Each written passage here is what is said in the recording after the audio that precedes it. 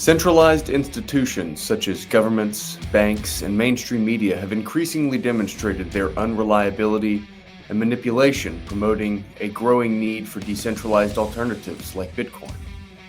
Mainstream news outlets often distort narratives, leading to public distrust.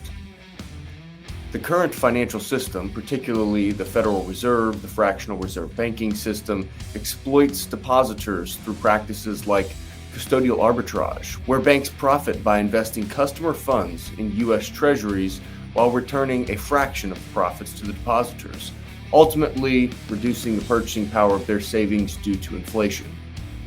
Moreover, the government manipulates the CPI formula to underreport inflation, reducing debt servicing costs and Social Security adjustments.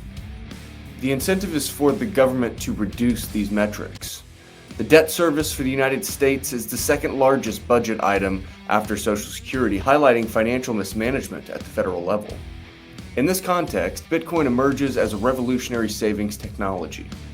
Bitcoiners, being the most liquid individuals, are better positioned financially than those trapped in the fiat system, which forces people into risky investments just to maintain their purchasing power. Bitcoin's appreciation enhances purchasing power, encouraging more thoughtful spending decisions due to that opportunity cost. The type of currency we use profoundly impacts markets, and the current fiat system fails to preserve wealth or foster trust. It also results in a misguided pricing mechanism. As Bitcoin adoption grows, its value will increasingly reflect global GDP rather than speculative gains, stabilizing its benefits. Bitcoin is not just an investment, it's a peaceful revolution. Its history spans over 50 years of foundational work, and it represents a significant opportunity now, offering the ability to save without counterparty or debasement risk. As adoption increases, the upside opportunity may decrease, but the benefits of this unparalleled savings technology will remain. Bitcoin bonds offer a way to save while earning interest, with even a potential to recapitalize Social Security and other social programs we may deem necessary. Ultimately, the difference between inflation and hyperinflation boils down to trust, and distorted money leads to distorted economic reality, resulting in misallocated capital and net negative production. Bitcoin is the obvious solution that many overlook, and it's better to adopt 1 or even 10 years early rather than be 1 minute late. The opportunity with Bitcoin is now, yet its benefits will endure, making it the core of the future financial system.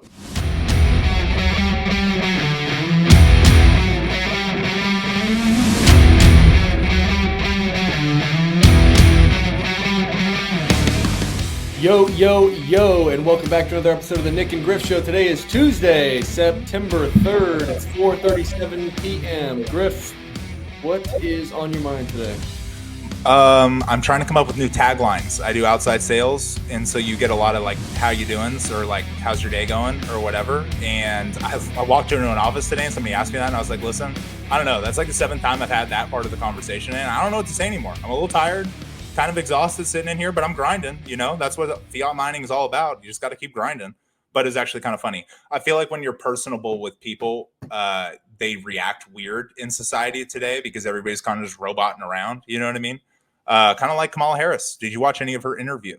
Nice. I've seen clips, but give me your full thought. I'm unburdened by what has been. That's it. I mean, like, I don't know. It's sad because I'm a young guy that obviously, like, if you listen to our stuff or if you listen to like a lot of Bitcoin speak, it's going to be taken as conservative. But I would have loved it if RFK was the Democratic candidate or there was actually some optionality here. But no, seriously, like, she's so bad. We need to elect her. That's what I'm saying. Like, we need to put her in office. She is going to blow this whole thing apart. We're going to need Bitcoin a lot faster with her in office. Trump might do something too good. You know what I mean? He might actually strengthen the dollar. Can't have that. I would Kamala. But seriously, like, her CNN interview, man, it's like corporate speak. You know, when, like, if you've ever worked at a big company, you know, a lot of your VPs are just going to go in circles about nothing. And that's a lot of the bad part about working at big companies. Well, we got big government. And now you're just getting the Democratic candidate that whatever they want to put out, that's what they're going to give you. It's basically just the system giving you a candidate.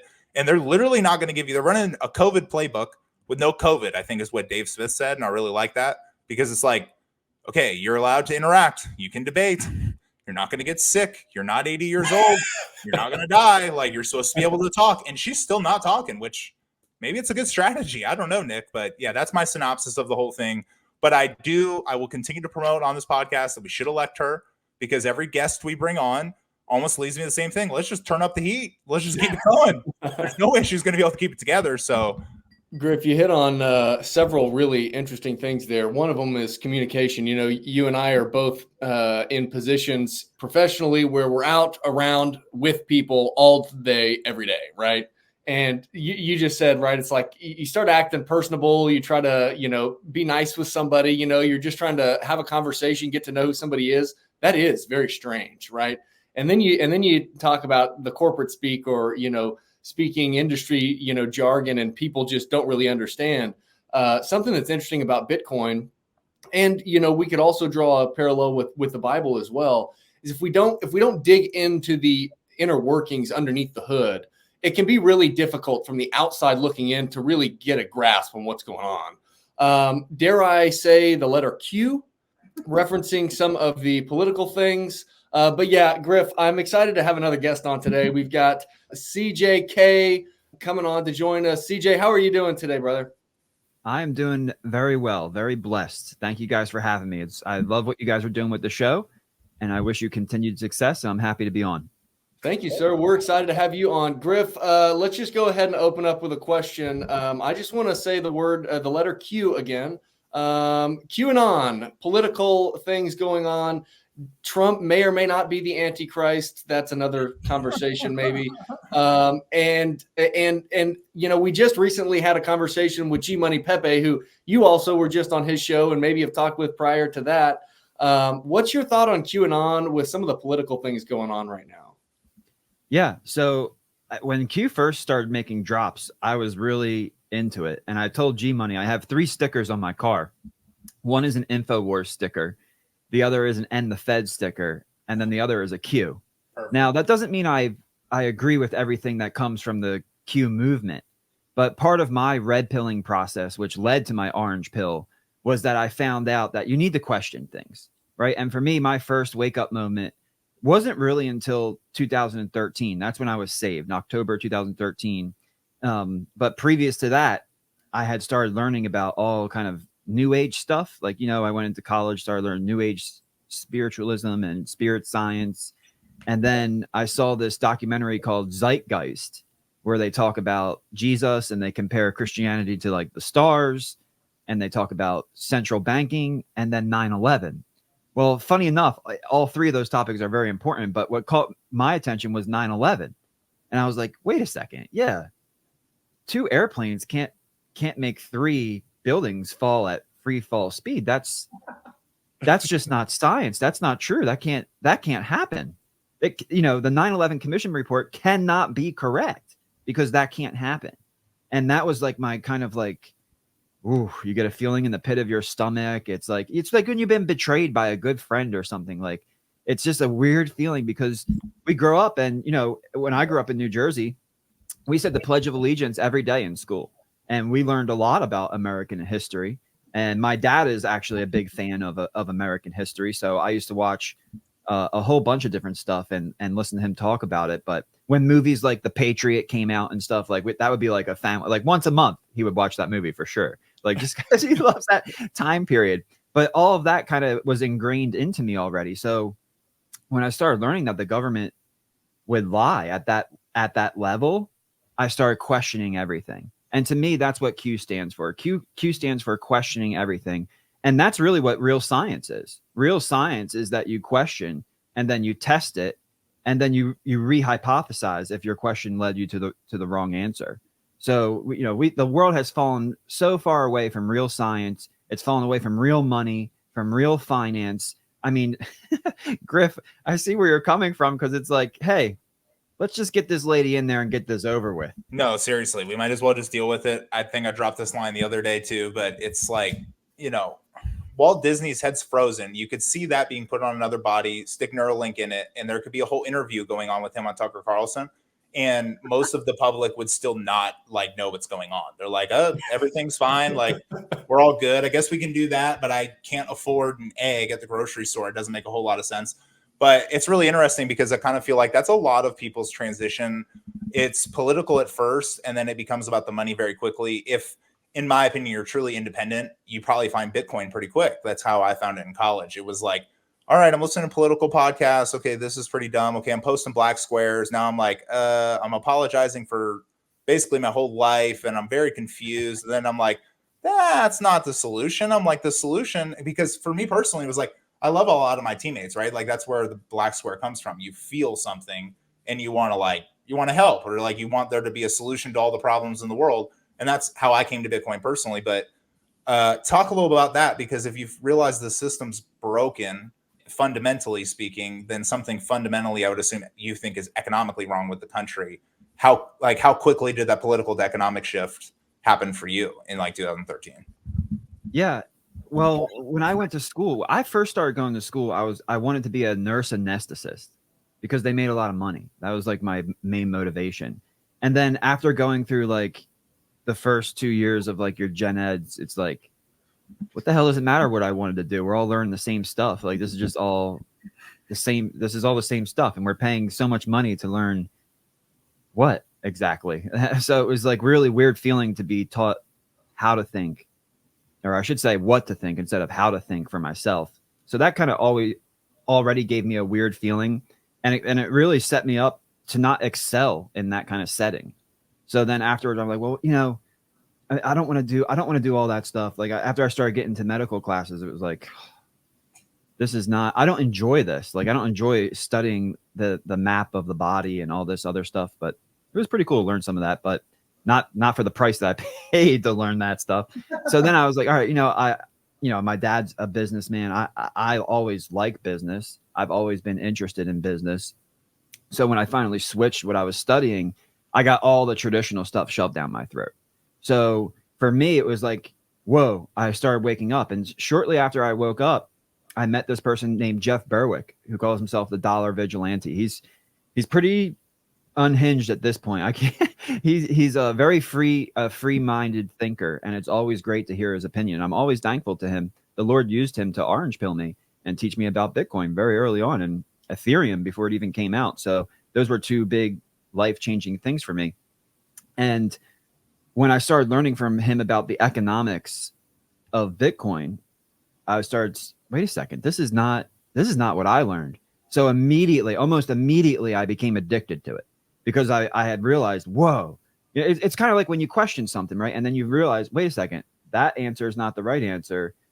Here's, it could have been a bomb. It could have been this. There's video evidence of the foundations being slanted at an angle, cut from the wire, how they do demolitions. Like, you start to find all these solutions, and you get that positive feedback loop in your brain, and you want more and more and more. And that was Bitcoin for me.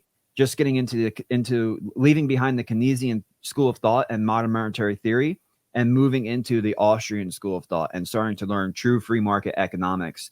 And, the rest is history.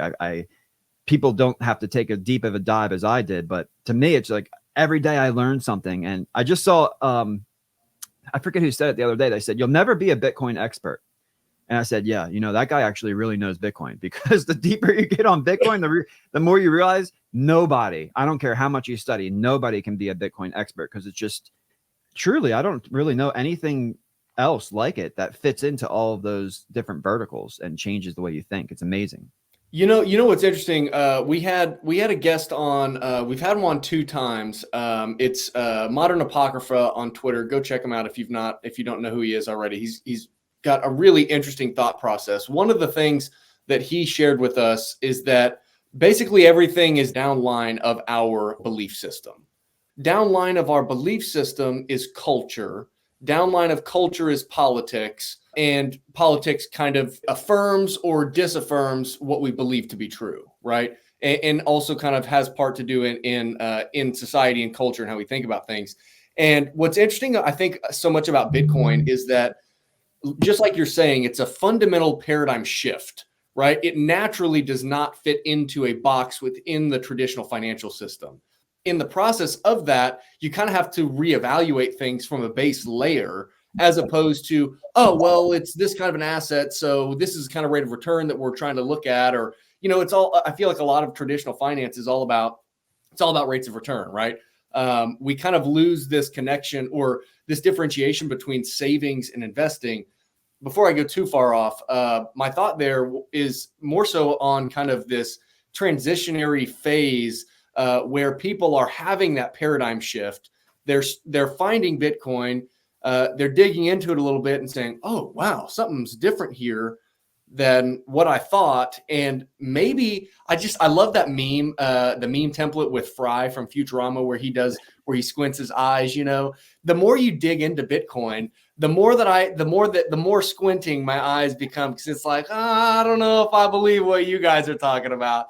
And I think something that's interesting, and so I'm going to pose two questions. One is, what is your thought on that kind of transitionary phase where people are coming to realize that things are maybe different than what they thought? And the second part is about Bitcoin bonds. And I think that in that transitionary period between, let's say, fiat land and a Bitcoin standard, there is going to be some weird kind of hybrids that I think seem to make sense to some degree, depending on kind of what parameters we want to put on the conversation. But so first question, the transitionary period, and then second piece, Bitcoin bonds. The transition is interesting because there's that famous saying that you don't change Bitcoin, Bitcoin changes you. And what's really interesting is when you first start that process of study, you automatically think, okay, bigger blocks, duh. Like, wait, what are you guys doing? Like, this is simple, make the blocks bigger. But then you start to realize, well, wait a second. If we make the blocks bigger, we lose decentralization because now it's really expensive and technical to run a node.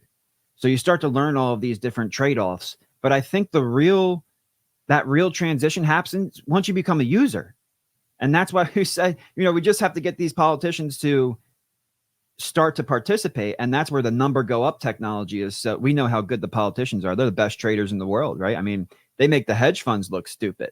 These boys are putting up big numbers. It's actually wild how good politicians are. The secret ingredient, all it is crime and corruption. That's it.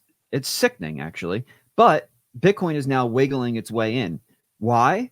Because of the invisible hand that motivates markets and creates incentive, profit. That's why. And these Bitcoins these Bitcoiners, future Bitcoiners, they don't know it yet because they think they're going to change Bitcoin, but Bitcoin actually changes them. And that's what's so interesting about your original statement of traditional finance is all about rates of return, isn't it? And what triggered in my head when you said that is that the whole system is flipped upside down.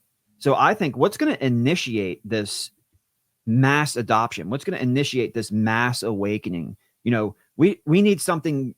Look, if 9/11 didn't do it, and then COVID didn't do it, what's going to do it? What's going to be? I mean, we shut down the world and told people they can't go to work and you have to wear a mask and take medicine. If that didn't do it, then I think we know the word is true, right? Only Holy Spirit is going to reveal and give you ears to hear. But something has to happen. And I think what's really going to happen is in the traditional world, on the physical plane, not the spiritual, the function of interest rates is going to shift.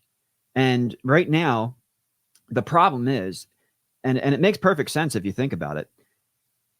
It makes sense in a regular true free market for you to have no debt and for you to lend your money. Because the first thing is that when you have no debt, you have no interest liability. You don't have to add and produce extra value in order to pay back on your capital, right? So when you borrow money, you should be taking risk. Like if you guys borrow money to start your podcast, you have to get a return on that investment because you have to not just get the money that you borrowed, you have to get it back with earnings, with interest applied. So you need to get sponsors. You need to go out and take action and provide value so that the person that enabled you to provide value can get back principal plus interest. Everybody watching right now is probably like, yeah, that's common sense. Yeah, but that doesn't work that way. You know why? Because the government and the banks are the biggest borrowers in the world. That's why. When you deposit your money at a bank, the reason they pay you interest is because you're actually lending them your money. And when you buy US treasuries, that's you lending your money to the US government. So the biggest borrowers in the world by far And I mean by substantially. I mean, personal income credit hit an all-time high, just over $1 trillion. The United States government has $35 trillion in debt, $217 trillion in unfunded liabilities, and the banks currently have customer demand deposit liabilities of around $17 trillion. So when you combine those two things, we're talking well over $300 trillion of borrowing versus about just over $1 trillion of borrowing for we the people. So the biggest borrowers in the world are governments and banks. So of course they flip the script. And once people see this, hopefully this is that transition moment. I think when they see this, they're gonna be like, whoa, I've been lied to. I've been scammed, because real interest rates are actually negative. It makes more sense today to have debt, as long as it's a fixed rate debt, right? Like variable credit card rate debt. Yeah, pay it off, get rid of it, because it'll kill you. But a fixed rate debt, like a mortgage, I mean, people, you should see people, some of the boomers I talk to, their jaws drop to the floor when I tell them, yeah, I'd be happy to take a mortgage, even at 7-8%, and to buy a house that's a little bit overpriced. Yeah, I'd be happy to do that. And they go, well, why would you do that right now? Why wouldn't you wait for lower prices or wait for lower interest rates? I said, because the rate of inflation is 11%. So I don't care if I borrow 8%, I'm still earning in purchasing power terms. I am being paid in terms of purchasing power to borrow. And one day, if I borrow money and my monthly payment is $3,000, I believe sometime in the next 30 years, I will be able to go out to the street, pick $3,000 up off the ground, walk into the bank, and pay my mortgage for that month. So what does that mean? That means for the borrower, you have an asset, because that $2,500 is a fixed cost over time. Imagine the people right now. It's wild, really, because you have a lot of people who locked in, especially wealthy people who locked in interest rates below 3%, and they bought $1 million home, and their monthly payment is like $2,000.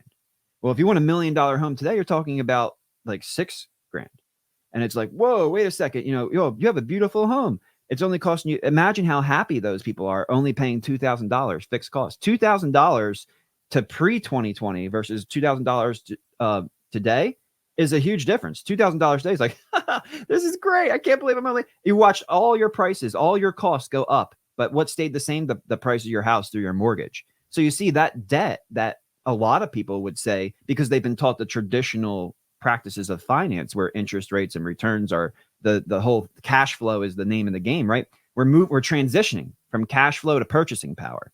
And that's what this is about. We got to flip the script so that it makes sense to lend money again. Because when you lend money, you should receive back increased purchasing power, not decreased purchasing power. Now, the banks and governments don't like that because they're the biggest borrowers. But we, the people who are the biggest lenders, Bitcoin offers us this opportunity. And I believe, like on the physical plane, that is going to be that orange pill moment for the vast majority of people who finally start to understand, wait a second, it's not about the cash flow. It's about how much I can buy upon maturation of the note. And we can leverage that reality right now with Bitcoin bonds by taking the best of both worlds to empower we the people, to empower borrowers, and also to keep these lenders in check. Yeah, I like so much of what he's saying. And to put it in Griff speak a little bit, I mean, it sounds generational from what both of you are describing, religious and generational, spiritual and generational. But there's obviously a lot of like fourth turning generational talks, especially when you get into Bitcoin. And, from my perspective, it's really just like these boomers can eat their gluten-free cheeseburgers and shut the fuck up. I mean, seriously, it's unbelievable that we're the generation that doesn't work hard and we don't like pay attention to what matters, and the young people are the problem and everything. And it's like, you guys don't understand. Nowadays, I mean, we're being run by people and we're getting our products from whomever can ship it to us the fastest. And the politicians in Washington like it express, and they typically like to order pizza. So we got all kinds of problems, you know what I mean? And I agree. I mean, like, it's all in the base layer money. How does Bitcoin alleviate some of those problems? But also some of the Bitcoin ethos, because I was listening to a lot of your stuff and I was talking about it on my own podcast. You can do fiat with Bitcoin, or you can do, Bitcoin with stable coins. You can do that with the bonds and everything. And I would love to hear a lot of your take on this, but is it guaranteed to make the economic situation of the world better by doing that? And how do you see that kind of playing out? Because Bitcoin does seem to be taking up more of a collateral standpoint, which for our generation could be great. Maybe the next generation is something different, but is that kind of the move that you see? And I guess the main question is it inevitable to you at this point? Yeah, that's a great question, because the way I think about it is this: you're not going to get to medium of exchange until you get rid of capital gains, right? Because you can't micro spend your Bitcoin. Like, if I paid 5 cents for Bitcoin and now I'm buying a $7 coffee, I'm going to get hit with capital gains on $9.95, and I'm going to be liable for that. And then when I sell to do that, I'm going to be liable again. So as long as there's capital gains tax, we actually have a need for cash flow, right? Because the idea is we want to accumulate as much Bitcoin as we can. So this is where the understanding comes from. And I hope what happens is when we initiate this understanding, when this orange pill moment, red pill moment takes place of, wait a second, they rigged the system. I'm the lender. I'm supposed to be benefiting, not the borrower. What they realize is, number one, that when you have interest rates that are less than inflation, you have less purchasing power. So it doesn't matter the nominal number on the screen. And that I think is the biggest confusing part right here. A lot of the older folks that I talk to, who are very successful and smart people, by the way, these are not your average brainwashed mainstream media propaganda tuned in people. These people are awake, they're smart, they deliver value to the economy, they're producers, they're well off, and they've accrued wealth over their lifetime by the value that they deliver into the economy. Now they're starting to understand, well, wait a second, 5% on treasuries isn't that good when inflation is 11%, because I can buy 6% less stuff at the end of the year. So I need a way to protect this purchasing power value. However, when you talk about cash flow, that's what creates a lot of interest to these people, because a lot of people's wealth, Bitcoiners are the most liquid wealth in the world. So people like Max Kaiser and real OGs who have big stacks, they're actually more wealthy than the Elon Musks and the other people of the world, because they could get the liquid value of their Bitcoin in a very short amount of time. Whereas Elon Musk would have to sell off shares, assets, property. I mean, his portfolio is huge, right? He's one of the richest people in the world. But to liquidate that portfolio would take a lot of time and effort, and there's probably going to be quite a bit of slippage as well. But with Bitcoin, it's the most liquid market in the world. So that's one of the first incentives to how this can work together. The second thing, though, is, and you make such a great point about this, it gets confusing. How can we have Bitcoin? How can we have dollars? Aren't they against each other? How can they work together? And this goes back to education. There's a difference between money versus currency. Money is not currency, and currency is not money. People really need to understand that. And when you look at gold was money. We learned a lot of the characteristics of money through gold. Gold has been a blessing to humanity, in my opinion, to teach us these things. But Bitcoin comes in as the engineered money. It comes in and makes gold better with technological upgrades, doing what gold could never do as a natural commodity. But what happens through that process is that people start to figure out, oh boy, if I sell, I'm getting hit with 20%. If I use my cash flow, this is earned interest, or this is taxed as income. So you can, and with different write-offs and tax incentives, all this stuff comes together. You say, okay, we got a big problem here. Well, interestingly, gold had the same problem. Gold went through this at one point, and gold needed a layer 2 solution. Isn't it funny that Bitcoin actually needs a layer 2 solution and gold needed the same thing? And for gold, it came in the form of paper debt notes or checks and bank deposits that you write against it. Once it achieved that point and it became a medium of exchange because it was easy, the velocity of money, or the pace at which money could change hands, increased substantially. And what that did is that allowed for rapid economic growth and expansion. So when gold was upgraded from a store of value to a medium of exchange, it very quickly became the universal of account. We're only in year 15 for Bitcoin. Bitcoin is like store of value, and we're already in year 15. That in itself is a miracle. And now we're going to have these L2 solutions, which are going to help increase monetary velocity of Bitcoin, where it makes sense to do that micro payment. But we still have the capital gain structure. So we still have that blocker there. So while we're waiting for politicians to have their orange pill moment, and for eventually our generation to move into those positions of decision-making power, and capital gains is removed from Bitcoin, until that time comes, we need to understand how we can use money with currency to benefit ourselves and even to empower the State of the Union, even though it should be a smaller government, right? We still want laws. The Constitution, it exists nowhere else in the world. Nowhere else in the world is there a legal document that says that we have God-given rights. That's why these people hate it so much, because it actually declares God to be real and then says he gives you your rights, not government. And these are your rights that are protected. So of course the world hates it because they hate the Lord. And don't be surprised when they hate you, because they hated me first. So everything we see here is validated. But then we ask ourselves, okay, I get it. We're fighting the system. We want to break free, but we also want to be lawful. This is a peaceful revolution. What can we do? Well, we can use the currency to our benefit. And gold really exemplified how that can happen. The problem with gold was that it was too expensive to settle and secure, right? If you have to send it across the world, you have to secure it, you have to transport it. Sometimes you would pay more to settle than you would an actual interest cost to borrow against it. So what happened was we moved into treasuries, right? And these government treasuries came in, and the cash flow created from the tax income, which is why the Federal Reserve Bank was so adamant about the income tax, because you needed some sort of continuous, perpetual motion machine, right? You collect taxes perpetually, and it allows you to create a liability off of that continuing cash flow. Well, currency, Bitcoin is now that. It increases your purchasing power, and you use currency to borrow against your Bitcoin, because the currency is not money. Currency is a medium of exchange. So the dollar, especially in the form of stable coins, in tandem with Bitcoin as the base layer money, as the most pristine form of collateral in the world, it actually enables you during this transitionary period. Because number one, when you borrow dollars against your Bitcoin, there's no tax obligation. So that solves the capital gains problem right there.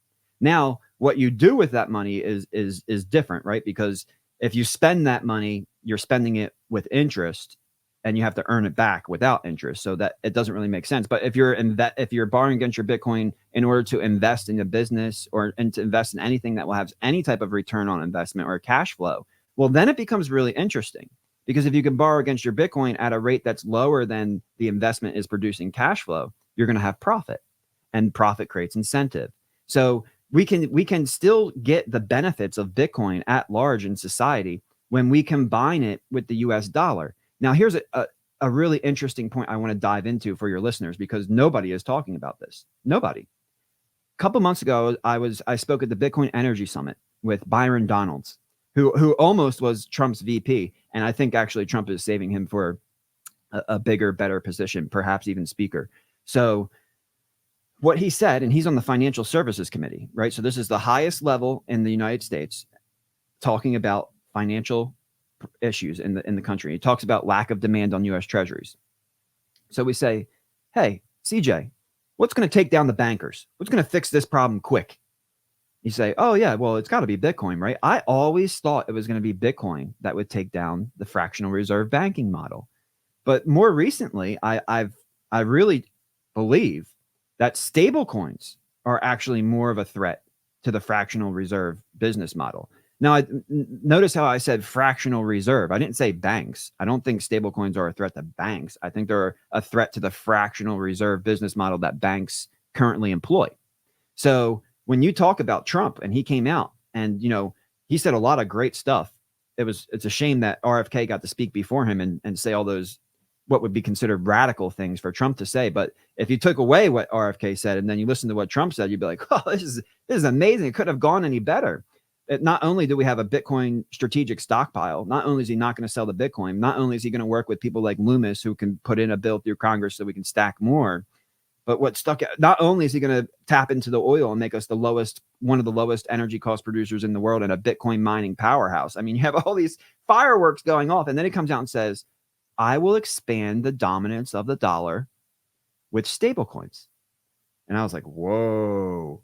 That is interesting, because out of everything he said, that could have been the shot he fired back at the powers that be who took their shot at him a few weeks previous, because never before has the fractional reserve business model. And let me tap into that real quick. When you put your money to the bank, we told you already, you're lending to them, right? So we understand that they have our money, we're lending. Okay. They're going to take my money and they're going to buy US treasuries That's going to act as the asset to balance my liability, which is my deposit.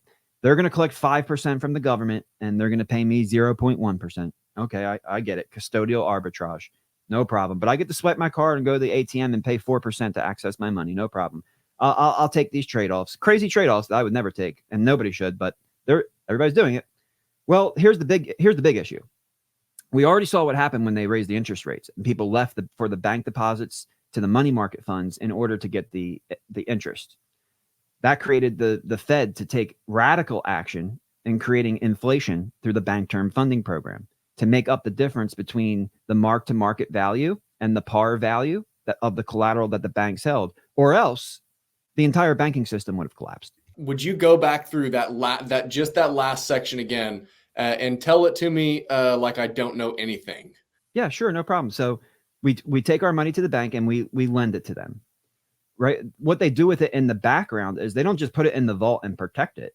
They actually go and buy U.S. Treasuries, and they use and the reason that they do that is because cash is non-productive, a lot like gold. Gold is non-productive. At that point, there is no counterparty risk, so there is no yield. But when they lend the money to the government, you have counterparty risk. And the idea is with the government, you have the smallest amount of counterparty risk because they have the printer, right? They're not like a business who can fail and not pay you back. They literally will just print the money and give it to you. So that creates the inflation risk, because if they print the money and pay it back to you, you know you're going to get your money back, but you don't know what you're going to be able to buy. That ties into the purchasing power concept that I think is being revealed. But then what happens is when they raise the interest rates, the mark-to-market value, in other words, the value of the note or the bond that they bought in today's terms, if they needed to liquidate that, right? We just talked about how if Elon Musk tried to liquidate his wealth.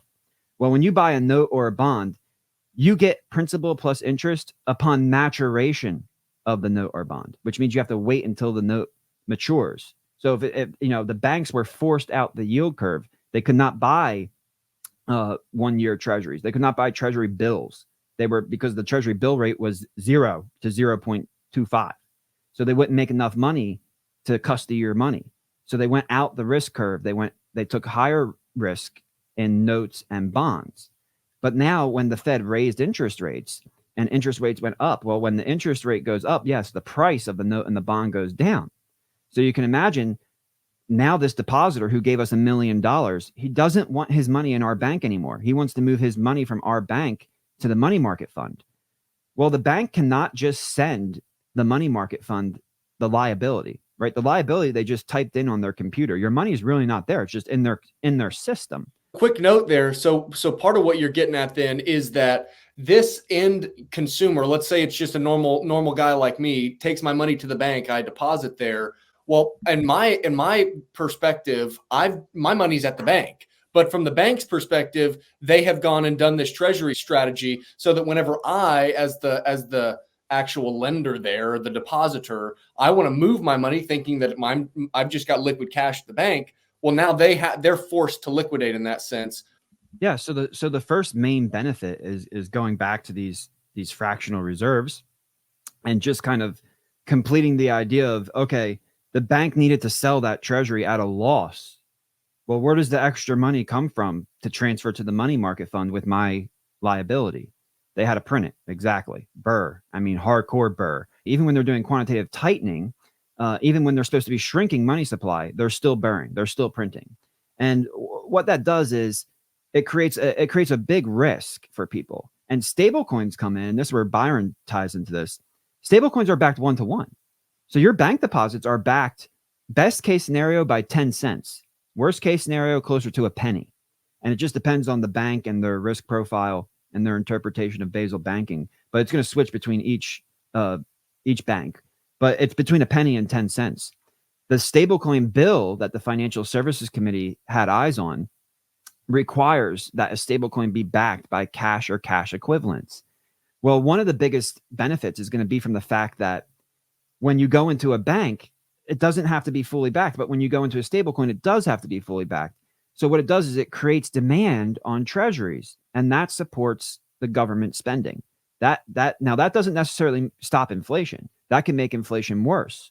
But if people understood that Bitcoin was the base layer money, you don't care how much they print. Like all three of us. We don't, like you said at the beginning of the show, bring it on, baby. Print it as fast as you can. The more you print it, the more rich I get. The more you print it, the more stuff I can buy. Print all day because I don't care, because I'm protected.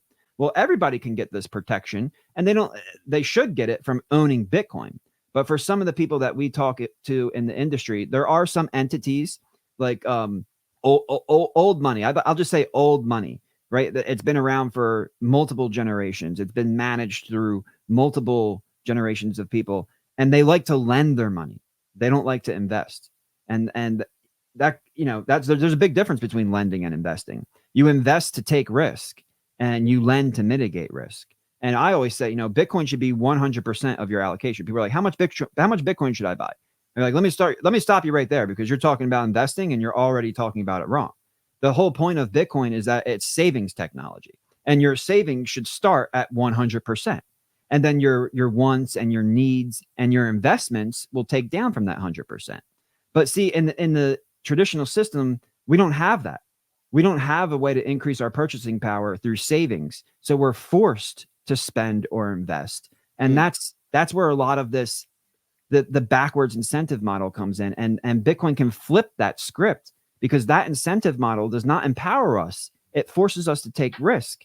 A Bitcoin-backed bond actually incentivizes you to save, and incentivizes you to make smart investment decisions. Just look at the stock market today. How many zombie companies are there? Why are there zombie companies? Why are there companies that are not making enough money in order to pay off their debt? Well, because you know why? The products and services that they offer to the market are horrible.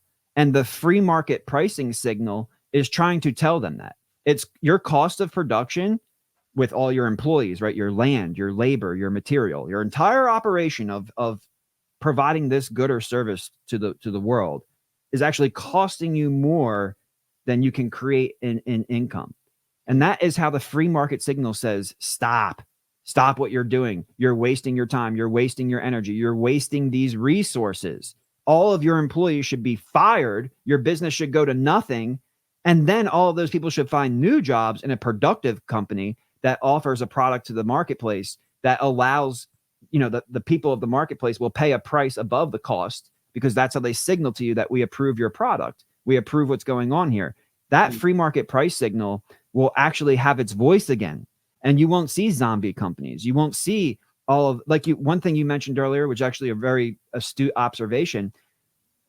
We're buying stuff for the cheapest price, right? Who can make it the cheapest? It's not about quality. It's not about long lasting. It's about cheap and fast. Who can give it to me the cheapest, and who can ship it to me the fastest?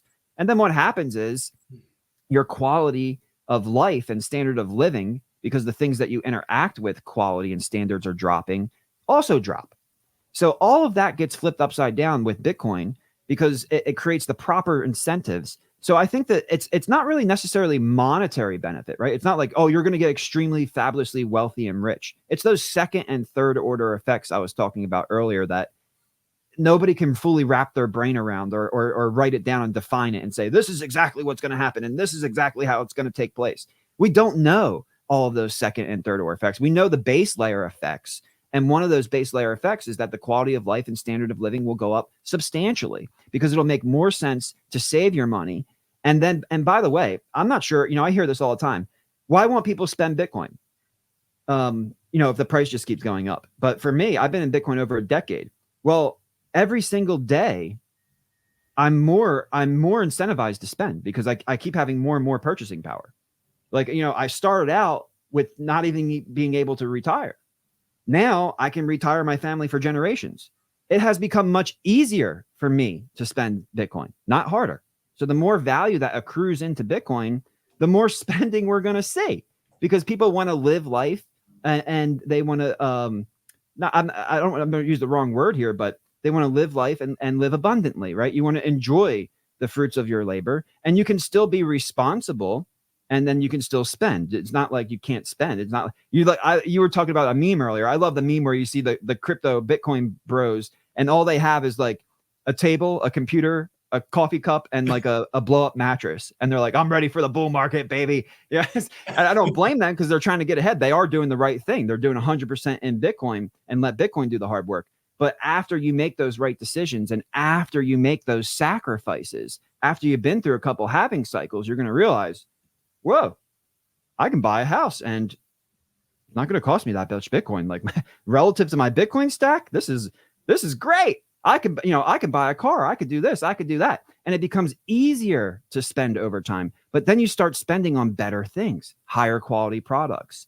You start investing in better companies that have profits, right? And then that natural free market price signal and the natural free market business cycle too. Remember when Bitcoin, FTX was printing paper Bitcoin, but when the hammer came down, there was nothing they could do. They failed. They're gone now. But how many companies should have failed during COVID? How many companies should have not gotten free money and been destroyed? And yes, there would have been a lot of jobs lost, but new companies would come up that solve new problems and deliver new value. And that's the problem with this system. We're not smart enough. We're not inventive enough. We don't have enough. We're created in the image of God, who is the creator. We are creators. The system is suppressing us. The system is telling us we are not smart enough to do these things. We need to do it for you. You are not smart enough to understand how this works. We need to name the price of interest rates. You are not.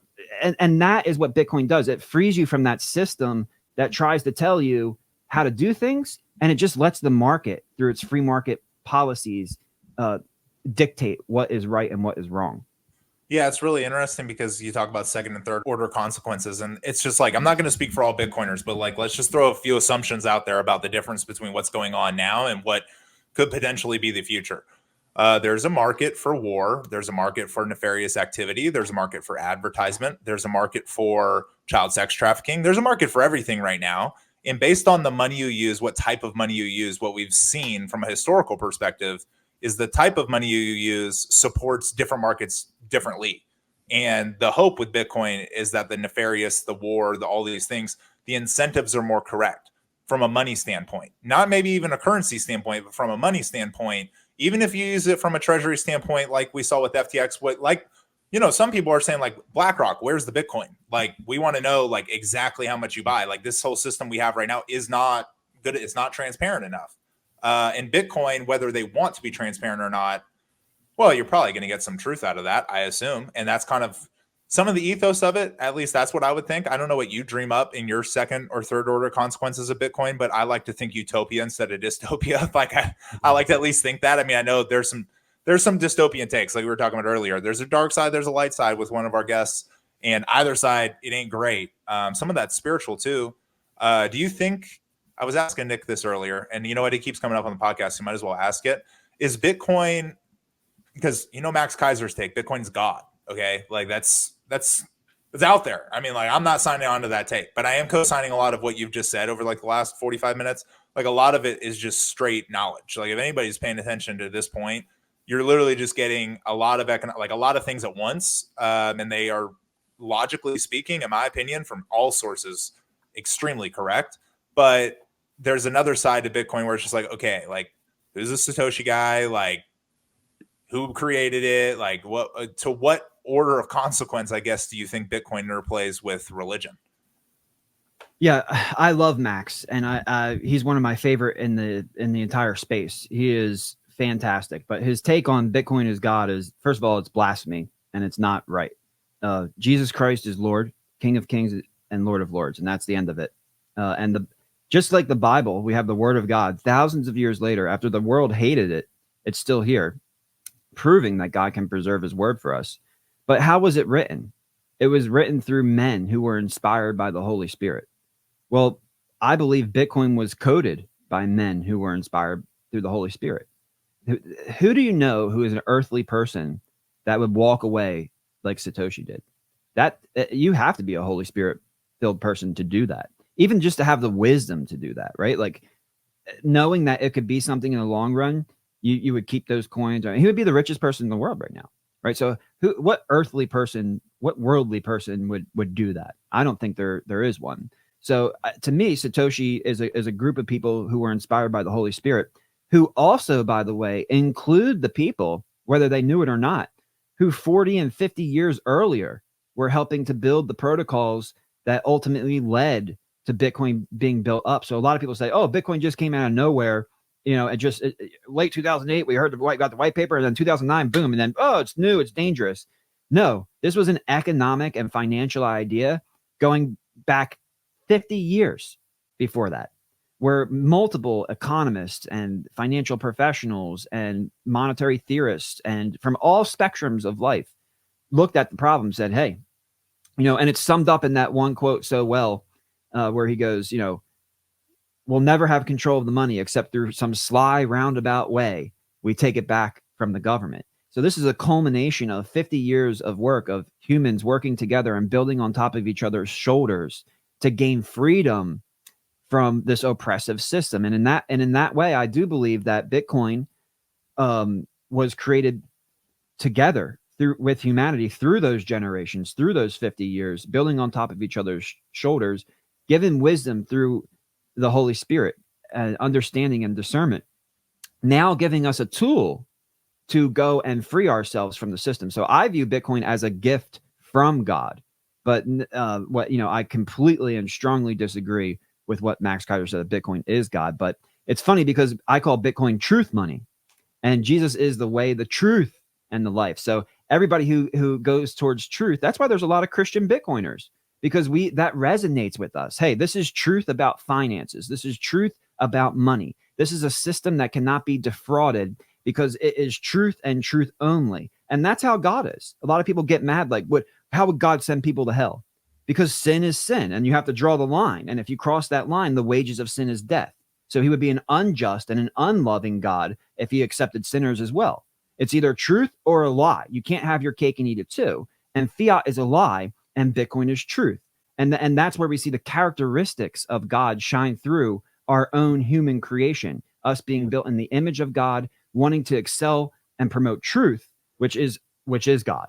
So that's where that's how I look at Bitcoin. And I think that's so important when you relate it to the money markets and you relate it to Bitcoin bonds, because we brought that up a couple of times and I didn't hop into it because I wanted to lay down that base layer.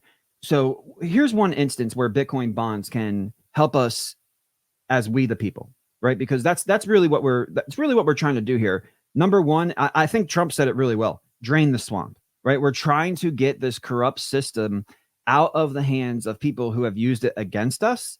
And then we're trying to get laws passed that will protect us. And that's why we call this a revolution, a peaceful revolution, because a revolution is where you're going against the powers that be, but you want to do it at first, in a peaceful way. Imagine all the patriots.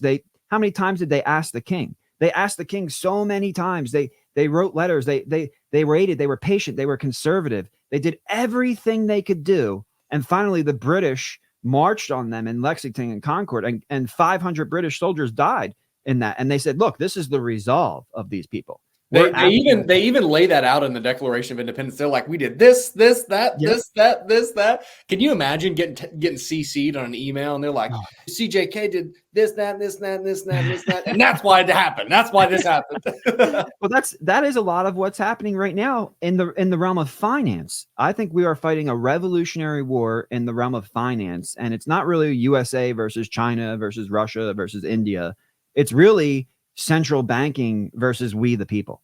And that's what Bitcoin does. So Bitcoin is kind of like this Trojan horse, just like stable coins are a Trojan horse with their one-to-one backing, that one-to-one reserve status. A more secure, fully backed currency liability is better than a 0.1 to 1 backed banking deposit liability.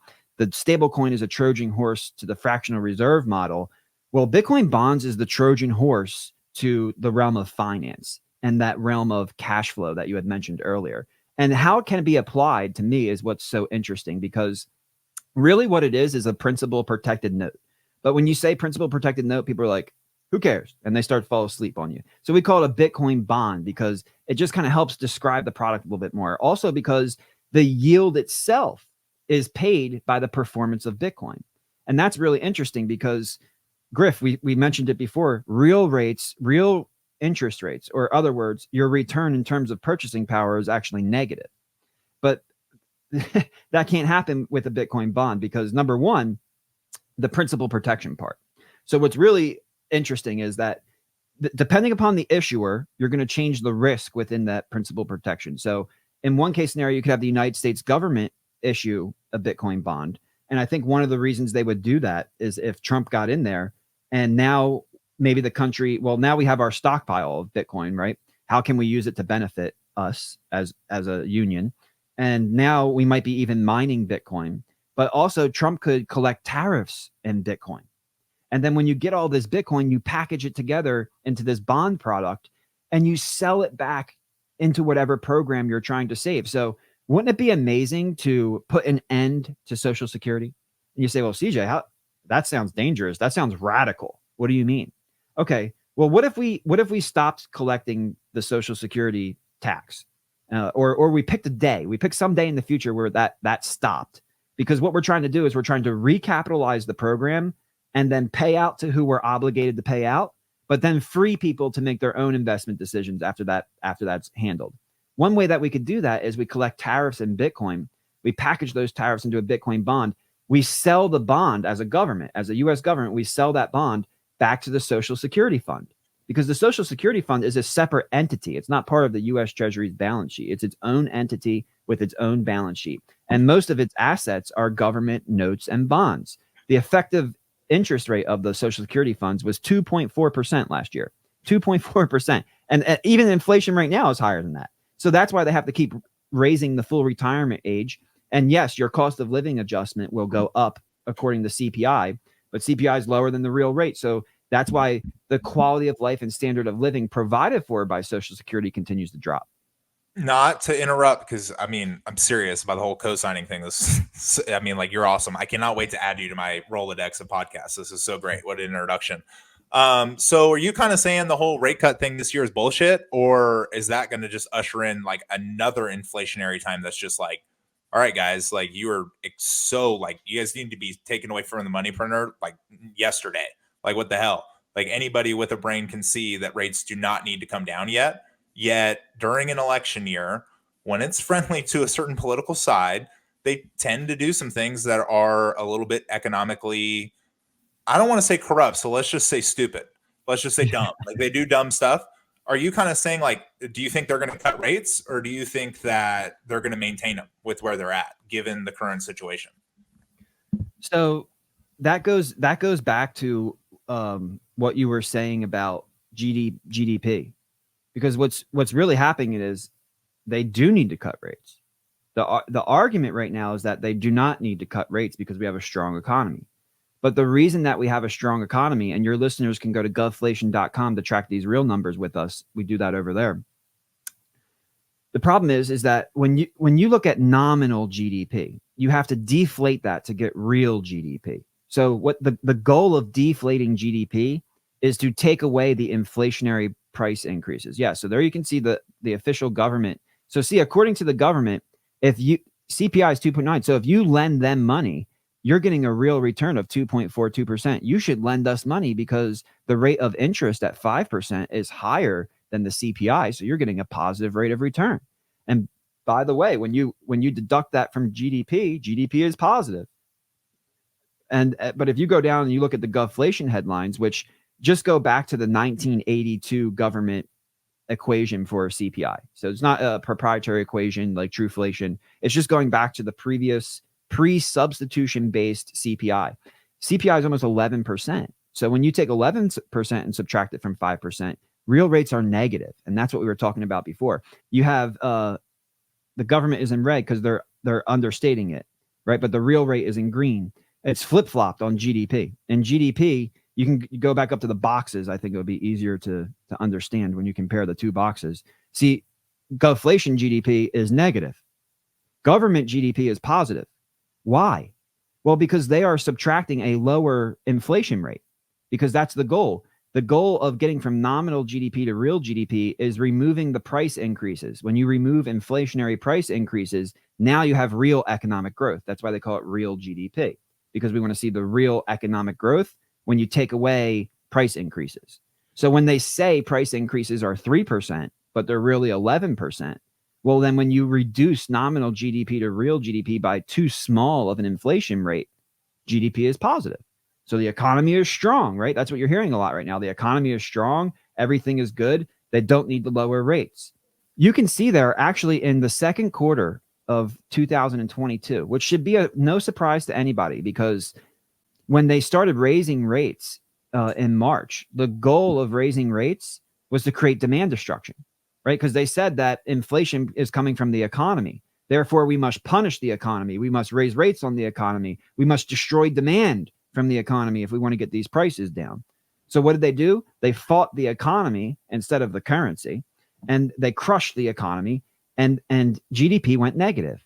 We've had negative GDP for 9 consecutive quarters. Your listeners should know that the textbooks say 2 consecutive quarters of negative GDP is a recession. But most people don't know what a depression is. A depression is 3 years or 12 consecutive quarters of negative GDP. Well, we've had negative GDP now for 9 consecutive quarters. We are only 3 more quarters away of negative GDP from being in a textbook depression. That's how successful the interest rate hiking cycle was. Matter of fact, it was so successful, it would have brought down the entire banking system if they didn't have the Bank Term Funding Program. It was a very successful interest rate hiking campaign. They brought them even higher than I thought they could get them to. But they've destroyed the economy. That's the price we paid. One thought on that inflation chart there is, because we know that you tell me, they've changed that CPI metric multiple times, not just since 1980 to now, right? It's interesting in that chart, they get further and further and further apart, which is telling us a lot. I mean, it's what we're having an entire conversation about here. We're told that this is what reality is, yet we feel something completely different. And that's why we're sitting here having this conversation now. Yeah, and just to throw it in, I mean, so Jerome Powell's looking at the same shit. I mean, like, he knows. He's not probably as dumb as everybody thinks. He understands. So like I understand now after you're explaining it. Okay, need to lower interest rates because the economy is bad. Inflation is looming. I mean, it's like, they did a good job. There is somewhat some truth, I guess, to like what do they try to call it? Like a slow death or whatever. Soft landing, slow death. I don't know. Whatever you want to pick. I'm going to choose slow death for this conversation. They're kind of like we're so far down the line, right? That it's like we do need an alternative solution, because even though they did a good job, I mean, probably needed to raise rates even higher in order to get the kind of depression, or they needed to let the banks fail, which we just don't do anymore, in order to create the kind of recession that would actually at least give the middle class a chance to buy back into this country. I mean, like, we don't have a chance right now unless you're buying Bitcoin. So that's not financial advice again, but I'd probably save in Bitcoin. It's the only chance that you have to actually buy back into this country, because in the scenario you just laid out, okay, let's lower rates. What's that real inflation number going to get back up to, you think? The U.S. Treasury has lost the ability to raise interest rates and create demand from smart lenders, because it doesn't matter which way they go. Griff, if they raise the interest rates higher, you said they should have raised the rates higher. No, because the higher they raise the rate, I'll tell you why. All of us listened. When they raised the interest rates, we slowed down our borrowing. We slowed down our spending. The government did not. Government deficits continue to increase. The national interest expense for government debt has gone from not even being a top 20 expense to now being the number 2 expense in the entire U.S. budget. It's larger than military. It's larger than medical. Only Social Security is a larger cost than our interest. So the higher that interest rate goes, the more inflation there's going to be, because the larger the deficit is going to become. True. And then if they lower the interest rates, what's amazing is and this is where it comes back to this word salad. They get to change the definitions of everything. It really, it really pisses me off that they get to do that and get away with it, because, inflation is a monetary phenomenon.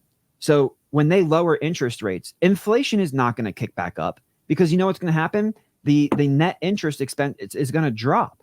But what's going to happen is we're going to have economic demand, because all of the people that sold their assets and moved their bank deposits into money market funds and into U.S. treasuries to get the yield, they're no longer going to be incentivized to keep their money there. They're going to sell. And this is what Warren Buffett is doing. A lot of people are confused. Why is Warren Buffett buying treasuries right now, like with a negative carry. That doesn't make any sense because he's not investing in treasuries. He's trading them.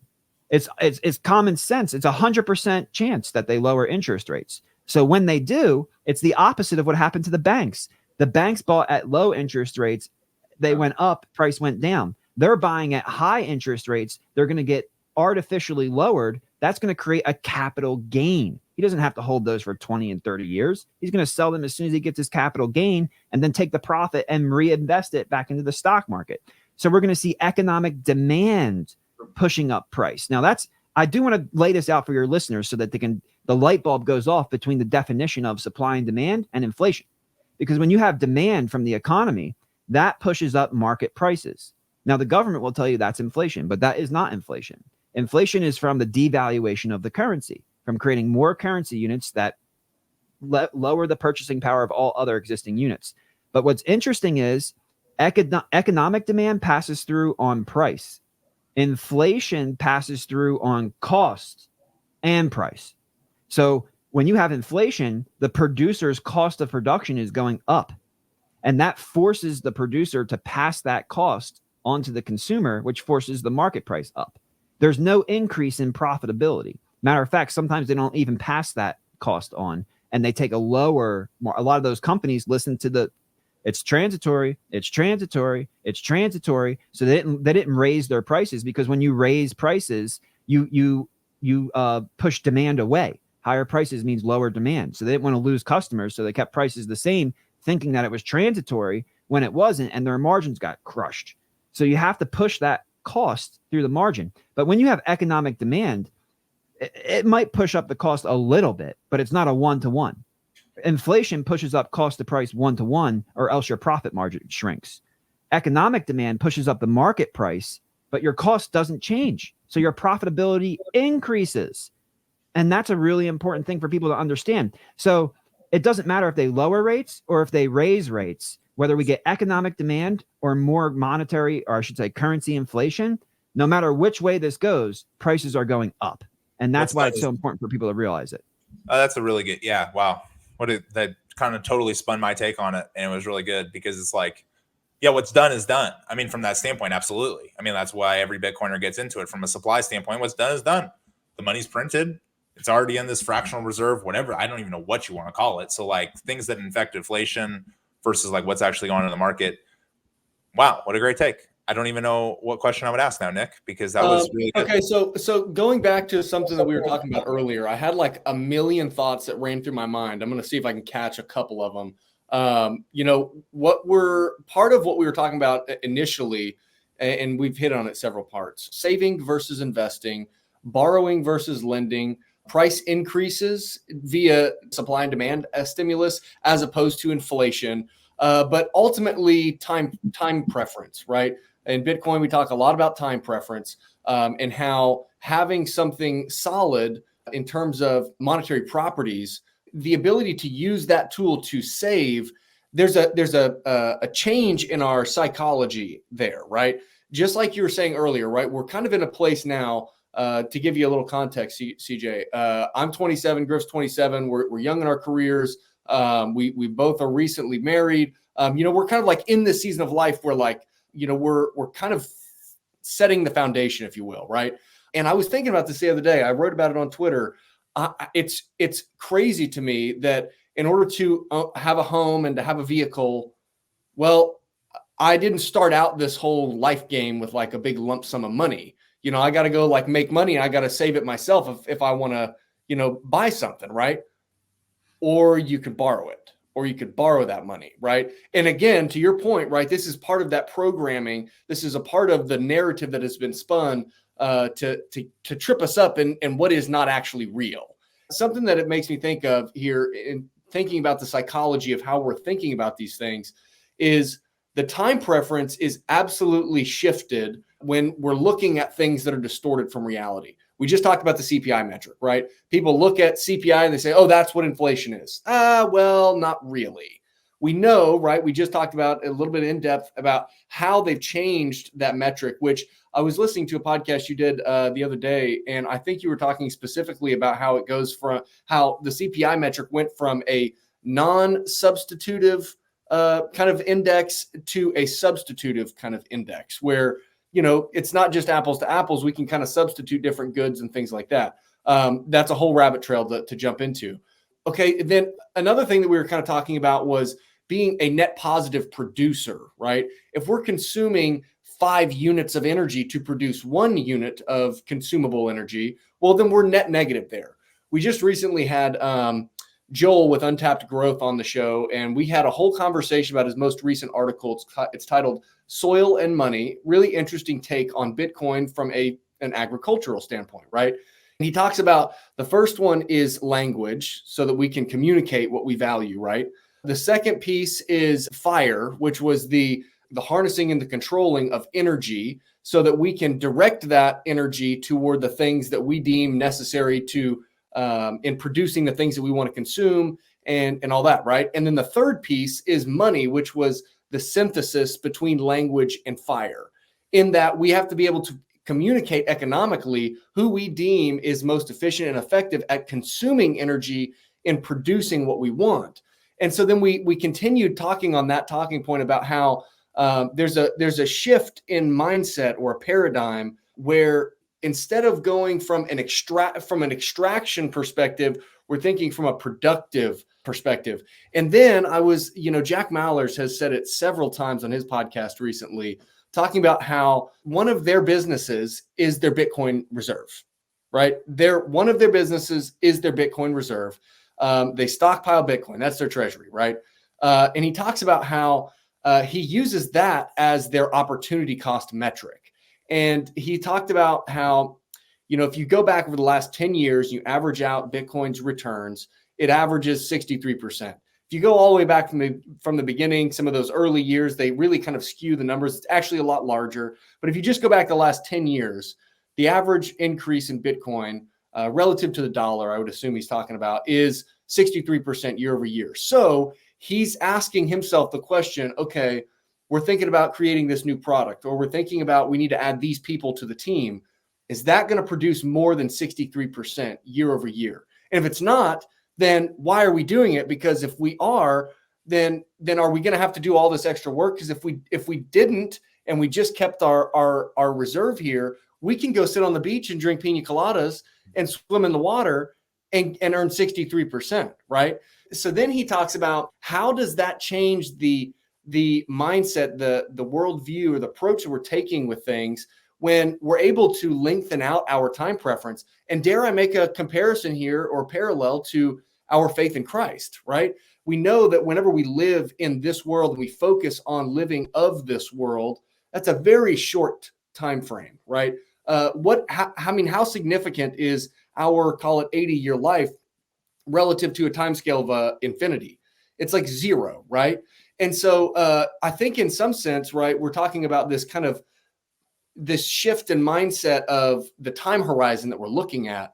And I think Christianity definitely does that, right? Whenever we study, we get into this and we accept the grace that's been freely given to us, man, that really starts to shift our mindset. Instead of thinking about, today, tomorrow, next week in my life, or even if I wanted to say my generational wealth, generational impact, that's still of this world, right? I think whenever we dig into what Christianity truly is, we start to think on much longer of a time horizon. We start to think in terms of what's happening on the spiritual plane within our spirit, right? What's our intention? And I think the same thing is true with Bitcoin, right? In the fiat world, we think about, so many of us, I'm one of them, living month to month, right? So many people are on that hamster wheel. You can only think maybe a couple weeks ahead or a couple months ahead. There's only a handful of folks out there that have the opportunity to think, man, what can I create in 5 years? And I think that we all have the ability to sit down and do that, but the incentives, the economic incentives are so heavily misaligned so that isn't a natural thought process. So I just wanted to throw that up on the table real quick. I think we're having a great conversation. And you said that you guys are both recently married. Well, here's my advice to you. Have as many kids as you can. That is an eternal being. So that right there should just be like, boom. Oh my goodness. Like it is. Yeah. No, what can I do? What can I do? Well, number one, you can serve the Lord. And through the power of the Holy Spirit, you'll accomplish the works that he has for you. But children. That's it. And what was vibing in me when you said that was the depopulation agenda. They are literally, look at what RFK said. They are literally poisoning us. They are literally killing us off because they think that we live in a world that doesn't have enough resources, and we're taking away all the. I saw a post where all 8 billion people could fit in like the state of Texas without any issues. Now there'd be infrastructure issues for sure, but like we could all fit there, right? So like imagine how much Earth there still is, even though we have 8 billion people. So this idea of depopulation, you know, I think Elon makes a good point with this. Like we need to we need to make as many babies as we can. We need to do that. So on the physical level, yes, we need to do that so that we can bring them up and, you know, raise your kid in the fear and admonition of the Lord, and he will not turn from it. He'll come back. The Lord will keep him. We need to do that. But at the same time, you start to ask yourself, okay, well, that's the spiritual plane, right? I can create this being. I can create this. I can bring a kid into what? Like, it still baffles my mind. I'm 3 kids deep and I'm still blown away by it. I can't figure it out. It's a miracle. Life is a miracle. And shame on those who don't understand that, or who despise life, because life is so precious. It's truly a miracle. So that would be my first thing to you. And then my second thing would be, now, what can I do in order to ensure my family doesn't have to be on that hamster wheel? And I think that's a lot about what Bitcoin bonds are about. I've gone in and out with it, but kind of final nail in the coffin with it here. If Bitcoin has a 60% compounding annual growth rate over the last 10 years, 60% CAGR, yes, you get stuck in this mindset where it's like, hey, why would I do anything else? Because it's not going to beat 60%. I mean, nothing's beating 60%. Bitcoin is the best performing asset in the world. And how do we leverage its performance? That's kind of like the question that Bitcoin bonds answers, because you still need a cash flow. It's sad. But that's the reality we live in. You need a cash flow. If you didn't earn cash, then you wouldn't. What would you do? You'd sell your Bitcoin and get hit with huge capital gains. And maybe you earned some cash. You spent your money on expenses, and then you bought some savings, right? But then you have to liquidate those savings because there's an emergency or something like that. And now you get hit with short-term capital gains instead of long-term capital gains. Now you're really getting wrecked and demolished through this. So that whole process really hampers, you know, what we can do with Bitcoin, except when you turn it into a bond product, except when you turn it into a lending product, because now we're talking about interest earned instead of capital gains. And if you don't do anything else, this could be a way to kind of escape that hamster wheel, get out of that debt slave cycle, because the best performing asset in the world is now producing your cash flow for you, right? Because if you lend $1 million into the bond, 800,000 goes into the treasury, 200,000 goes into Bitcoin. Well, at the end of the maturation of the bond, you get your $1 million back through the treasuries, through the maturation of the debt notes. But what's left over is Bitcoin.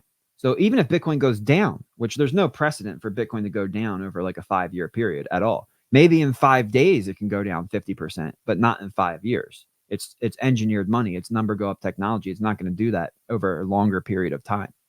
So what you do is you take that performance and you turn it into cash flow. You take that performance and you use it to empower yourself and your quality of life and your standard of living.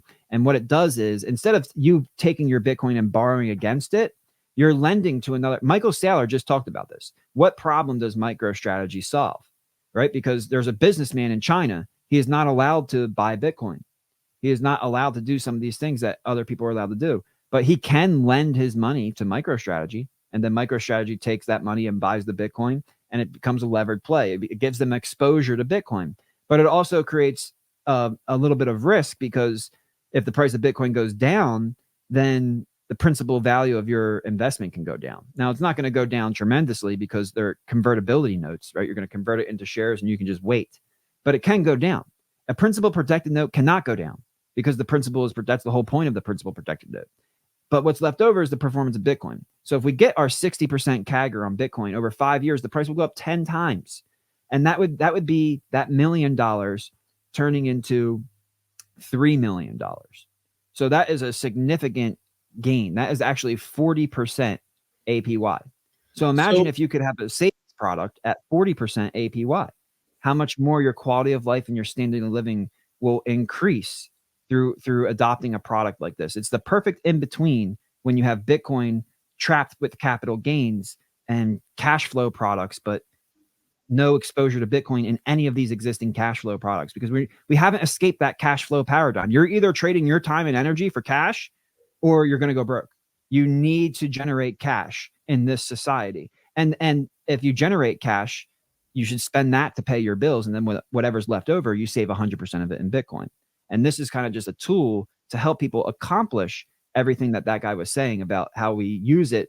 Because what's so beautiful about connecting the language to the law is that it's coded law. We have now removed the human element from naming interest rates, from naming supply, from doing all of these things. And it creates a much more fair and level playing field, which then will allow people to be more focused on their quality of life and standard of living, allow them to build their families and supply for them, and kind of fix a lot of the problems that we see today in the fiat system, which are actually strategically designed to be used against us, to depopulate us, to get rid of us. I mean, it's a very sad thing to say, but it's true. A lot of these people do not like us. They want us dead. They want us gone. And that's why the system is being used against us. Bitcoin is the peaceful revolution to use a system that will empower you instead of taking away from you. There's that value delivery instead of value extraction. That's interesting. Okay, so digging in a little bit on the details of the Bitcoin bond, because I think this is interesting stuff. So you talk about the principal being protected. Let's say that we want to do around $1 million. You said in your example is kind of an 80-20 split there. I'm assuming that because you said that in that 80%, that goes to a traditional bond in terms of how we think about it today, right? I would assume, though, the principal amount, the portion of the full principal investment that would go toward the traditional bond, if we think of it today, would be also based upon what that current interest rate is, so that at the end of the term of that note, bill, note, or bond, whichever one it is, that total return, including interest, equals the principal, correct? That's okay. And then the difference that goes to Bitcoin, let's assume that it goes up X amount, whatever we want to say that number is. Does all of that Bitcoin then go back to whoever bought that Bitcoin bond? Because the government then at that point, they're making their money on the borrowed money, because they're getting to spend today that was my capital. Okay, so is that correct? Do I have that right? Yeah, but the Bitcoin doesn't go back. The Bitcoin actually gets liquidated. The Bitcoin gets sold, and then the dollar amount is then distributed. So you have interest earned versus capital gains. But what's so important about it is that, yes, your principal is protected, but let's say Bitcoin goes down 50% in 5 years. You had 200,000, now you have 100,000. That's 10% over 5 years. That in simple terms, that's 2% APY. So when interest rates go back down to 0 to 0.25 on the overnight rate, and bonds go back down to around 2 to 3, even if Bitcoin went down 50% over 5 years, you'd still be keeping pace with those bonds. So depending on the amount of money they printed, you might also lose in real terms. But the point is that that's a doomsday scenario, right? If Bitcoin does what it's supposed to do, the whole idea of the product is you can now lend your money and outpace inflation, because Bitcoin is going to perform. The more inflation there is, the higher the price of Bitcoin goes. So, it's right there. It's designed that way, right? That Bitcoin has to go up in value when the dollar gets inflated. So as that happens, it protects your purchasing power. So you can actually store your value in a cash flow vehicle rather than an investment that is open to capital gains. It's just a different way to store your value. It's a hybrid model to store your value, but store your value in a world where we are making this transition. Like you said, we're in this middle ground. We don't have a Bitcoin standard. The dollar isn't dead. We're in this such a weird time frame because we're only in year 15 of a new emerging digital asset class that is an engineered money, the most pristine form of collateral in the world, and we're stuck in the middle. And one of the ways that you can empower and benefit not only yourself as an individual, but going back to what I was talking about, Social Security, you could recapitalize Social Security. You could recapitalize the Republic with this type of product, because the product is going to create a yield that is greater than inflation, because Bitcoin is always going to outperform inflation. And then as that happens, you can basically come through on the promises that you made $217 trillion of unfunded liabilities here in the United States. We could fulfill those promises. But do you know what that means for Bitcoin? Multi-millions of dollars per Bitcoin. So that value isn't just created out of thin air. It's just transferred from one medium to another.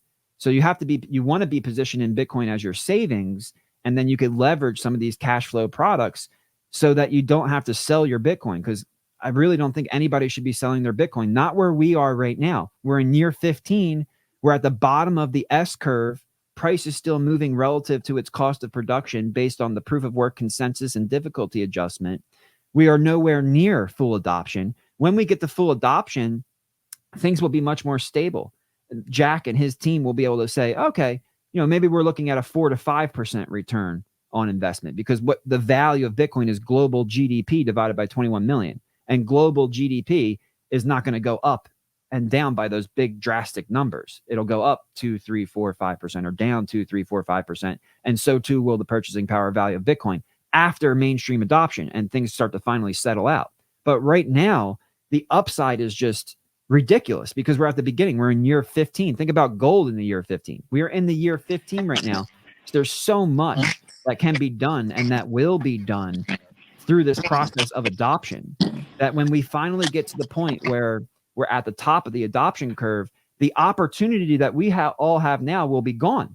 And I said this on a Bitcoin Sessions, Why Are We Bullish podcast. And I said, the opportunity in Bitcoin right now will not exist later on.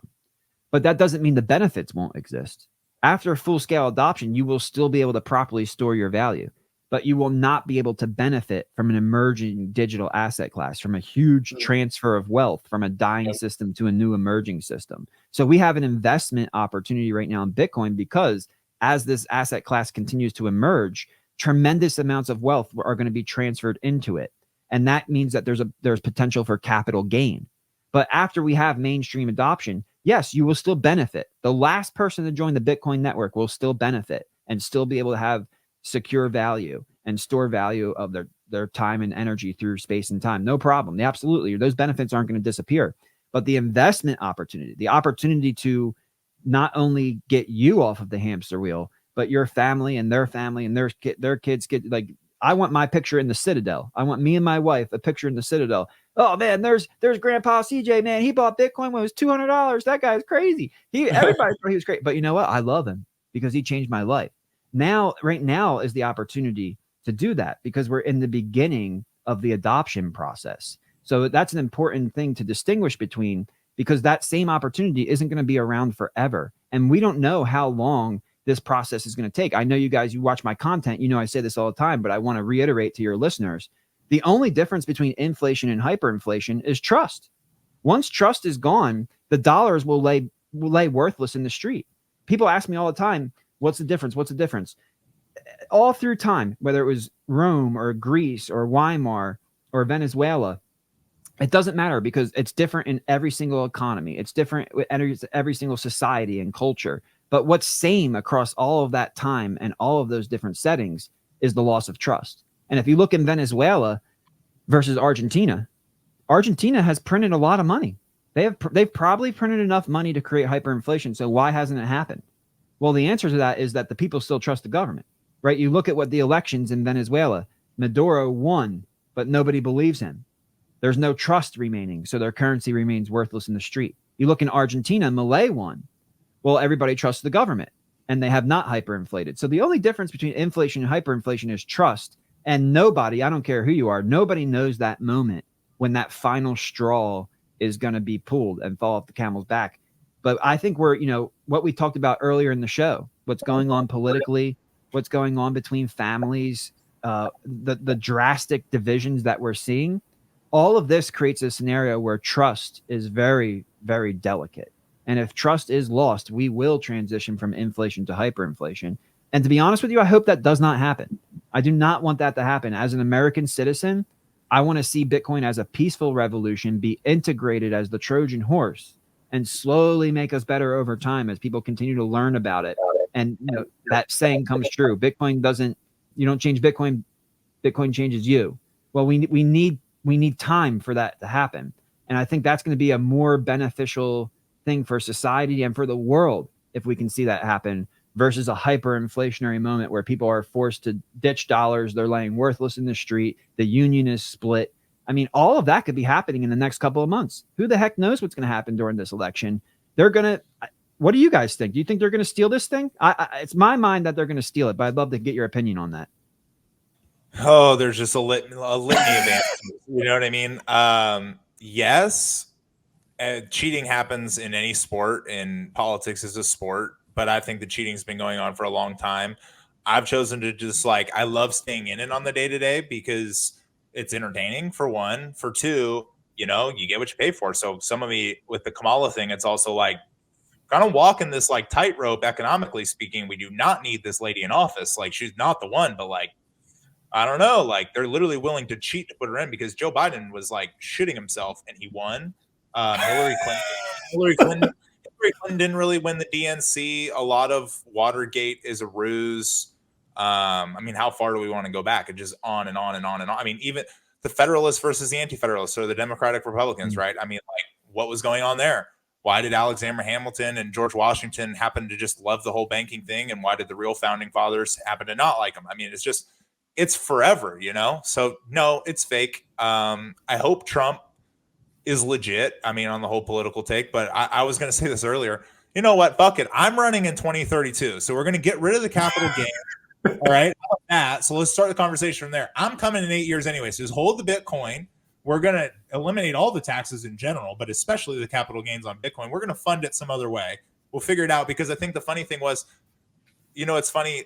The only take that I like listen to from people are people who understand that we don't need to fund this government the way we do for society to operate and have a government that works. We actually just need a really small government. And I like your gradual situation. It's just that unfortunately in history, nothing happens gradually. So I think my take is that whatever is going to happen in November, even if guys like G Money are like, that could be the straw that, you know, breaks the camel's back. Maybe. I mean, like, I haven't been around long enough to probably give a well-educated take on why this particular time would be the time. They say that every time. They say it every time. And I want to believe it too. Trust me, I'm listening to this stuff every day and I'm like, this is it. Like, if Trump doesn't get in, like, oh, this is, I mean, but, you know, they're sneakier than that. Inflation is sneaky. It's very sneaky because it is a phenomenon that we're trying to say as Bitcoiners, we kind of understand it. We understand the inflationary phenomenon. There's a use case for it in some respects there's not. But at the end of the day, for the last like 2,000 years, there's a little group of people that really, really understand interest rates and inflation. They're way smarter than everybody else. We keep dealing with these same people. And I think that is the financial revolution we're talking about. So, you know what? Fuck the election. It's entertaining. I kind of hope Trump wins because I hope that it's gradual. But shoot, if the other sides win, great. Like we said earlier, I have insurance on it. That's why I buy it. That's why when I go to my in-laws, I go, you guys need to buy Bitcoin. They're like, why? I'm like, to protect you from all that. It's the only thing that you can buy that doesn't expose you to that. And quite honestly, that's the most risk-off thing there is in the world. Regardless, I mean, they could adopt Bitcoin and do it. Still, the best thing to do would be to self-custody as much Bitcoin as you can, as profitably as you can, and protect that. Right now, I protect it with the savings account or an emergency deposit in fiat because I'm not Jack Mallers. I don't have access to just unlimited money. So I can't just like forego the whole dollar thing just yet. But I see the transition. I see it coming. And my take is that they stole the last one. You know, I think Republicans are kind of wussies from my understanding of politics. So I don't know if they cheat quite as much, but I'm sure there's cheating on both sides, to be fair. And this time, oh yeah, they're gonna try to steal it. I mean, the guy got 79 million votes and lost. That's insane. Like, if anybody understands politics, they understand that Trump losing last time was like literally insane. Like, mathematically does not make sense. Like, it's literally, if that was the, I mean, like, if that's the black swan event, that's the black swan event. The 2020 election is like the black swan event of like the century because it culminates so many things from an economic perspective that so many people are missing. And that's why I think it's so cool to have these conversations with Bitcoin focused people, because Bitcoin touches everything. I mean, it's just money. So like, you got to get interested in other shit, or in your case, you got to figure out how to build solutions within the current system, because I'm probably not getting elected in 2032. Unfortunately, this country would be great. I'm probably not. So I'm glad there's people that are working on the current framework of the system, as opposed to like some of the G Money stuff. Yeah, you got to work with it, you know, and I do support America. So at the end of the day, I'm not rooting for the destruction. I'm betting on the destruction. I'm not rooting on it. I'm betting on it. It is what it is. But I'm glad we have people like you. CJ, I think that we could continue having our conversation for hours and hours and hours into perpetuity. We got to have you on again because I've got so many other notes, and we touched on things that we'll just never be able to get into it in one episode. For all the people that listened to you here and thought, man, I really like that guy's take. Where can I find more stuff? What would you answer to that person? Yeah, so the best place is on Twitter at CJ Constantinos. And if you want to learn more about People's Reserve, also on Twitter at People's Reserve. I don't really do, I have a podcast called My Two Sats, but I'm very picky with who I do it with. So it doesn't come out as often as your guys's or other podcasts, but you can go on YouTube at CJ Constantinos and find me there. And man, Griff, I just love that point about what you said, because I don't think it's priced into the treasury market. I don't think the civil unrest and everything is priced into the treasury market. So these next couple months are going to be, and I'd call it a white swan, not even a black swan, right? A black swan is like, oh, where did that come from? This is like the most, only Bitcoin is more obvious, right? I love that movie, Bruce Almighty, where he's driving in the car behind that truck with all the signs, and he's praying to the Lord. He goes, send me a sign, send me a sign. And like in front of him is this truck going through, and there's all these signs, stop, pull over, stop, and then he tries to speed around the truck and then gets into the accident. It's like so obvious because it's right in front of us and people are still missing it. But Bitcoin is that sign. Bitcoin, the performance of Bitcoin is the sign that all of your listeners should take and do exactly what you do. Tell your friends and family, because honestly, nobody in the world knows when this transition is going to take place. And if you're not prepared, look, it's better to be 1 year or even 10 years early than just 1 minute late. Because if you're late, there's nothing you can do. You are going to be trapped. So you need to be set up now beforehand. You need to be prepared now. And that's why I love doing shows like this for you guys who are reaching out to friends, reaching out to family, orange pilling the world out of love and concern, telling them, look, this might not go the best way. And if it doesn't go that way, you need to be prepared now. So thank you guys so much for having me and for letting me talk. And I'd be happy to come back and do a part 2. Very much enjoyed our conversation. No, we did too. It was great. It was a pleasure having you on, and looking forward to the next one, sir. Absolutely. Griff, another great conversation. I don't even know what to say. I feel like every time we have a conversation with a guest like that, I just want to sit down and take notes on every single little thing that we talked about, because there's just so much more that we could dig into there. For the most part, Nick and I do this for our own education. It's almost like stealing. And that podcast right there is exactly why I advocate for almost anybody to try and do it. And like, we are doing it at a consistency level that is going to maintain for a long time. So you're going to hear from Nyc and Griff for a long time because we're just doing this for fun. We're never going to take an advertisement for the show. We just enjoy talking to people. And should we ever reach that level, we're not going to change. So that's great. But yeah, that's why we do podcasting right there. That was such a great education. I mean, it really was. From a lot of people that I listen to, like on a lot of shit, I would not add somebody to my podcast Rolodex unless I didn't think they were full of shit. And I just think that everything that he was talking about and mentioning and building things within the system, kind of more of a Dennis Porter kind of way, you got to save the system, which I love. It was great. And anybody who listened to that got smarter. I got smarter. So that's why we do it. It's pretty dope. Hey, if you guys are not watching right now, we do have video on Spotify and on YouTube. You can find it all at nycandgriffshow.com. That's where our link tree is. We're on Twitter. It's at Nyc and Griff Show, and all that is spelled out NYCANDGRIFFSHOW. Can't wait until next time, Griff. Peace.